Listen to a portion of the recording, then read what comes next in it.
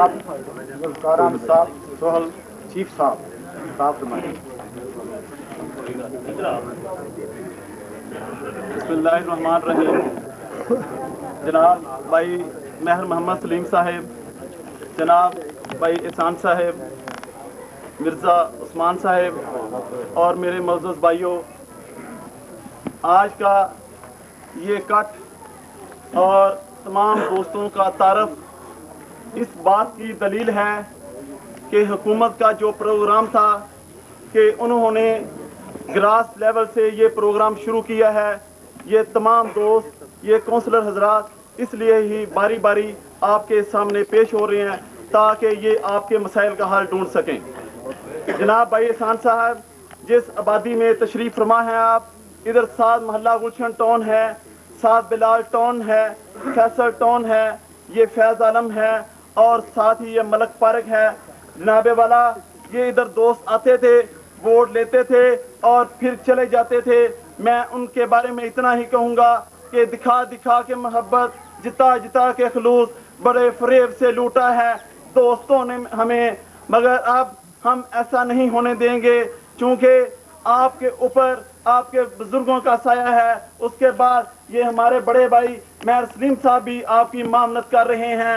مہر سلیم صاحب کوئی لکی چھپی شخصیت نہیں، آپ سب دوست جانتے ہیں، کسی تعارف کے محتاج نہیں کہ کام کروانا ان کے بائیں ہاتھ کا کام ہوتا تھا.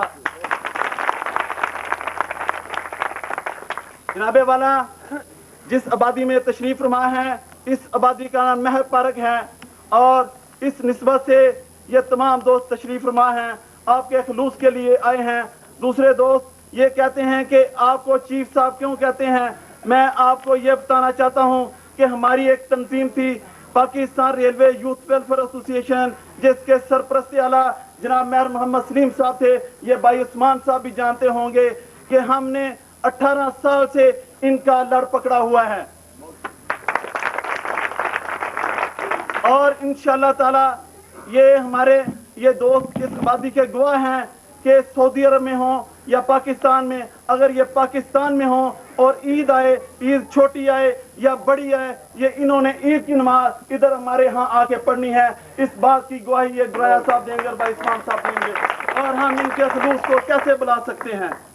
خلوص ہو تو یہ دنیا مثال جنت ہے، عداوتوں سے مسلسل عذاب اٹھتے ہیں، منافقت کا شجر بے ثمر ہی رہتا ہے، صداقتوں کے چمن میں گلاب اگتے ہیں. جناب والا، اب آپ پہ یہ فرض عائد ہوتا ہے، ہم نے کچھ نہیں کہنا، آپ نے راؤنڈ بھی لگا لیا ہے اور دیکھا بھی ہے. اب آپ کے فرض میں شامل ہے، آپ نے پچھلی میٹنگ میں بھٹا صاحب کے گھر یہ فرمایا تھا کہ آپ دوست ساتھ دیں، آپ ایسا کریں. ہم نے ساتھ دیا ہے، ہم نے ووٹ دیا ہے. اگر ہمارے خون کی بھی ضرورت ہے، خدا کی قسم اگر ان آبادیوں کی تقدیر بدل سکتی ہے تو ہم اس کے لیے بھی گریز نہیں کریں گے.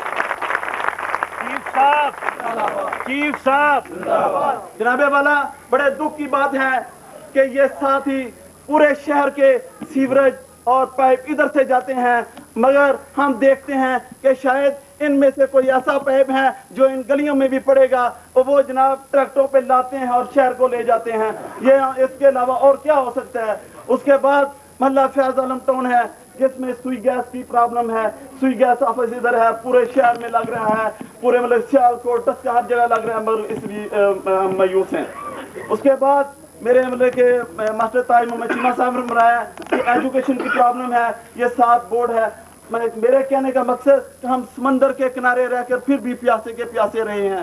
جناب والا، باتیں تو بہت ہیں، ٹائم مختصر ہے. یہ ڈی سی روڈ ہے، آئے دن چور اپنی جیبیں بھرتے ہیں اور چلے جاتے ہیں. پولیس صرف اس وقت تک رہتی ہے جس وقت تک یہ آبادی کے لوگ ادھر گھومتے ہیں. ان کو لوٹنا ہوتا ہے، ان کو مارنا ہوتا ہے. میری آپ سے گزارش ہے کہ اس پورے روڈ پہ کم سے کم، باقی تو مسئلے میں سمجھتا ہوں کہ دفتری ہوتے ہیں، اس پورے روڈ پہ سوئی گیس روڈ پہ کم سے کم اسٹریٹ لائٹ کا ادھر سے لے کے ادھر تک انتظام ہونا چاہیے.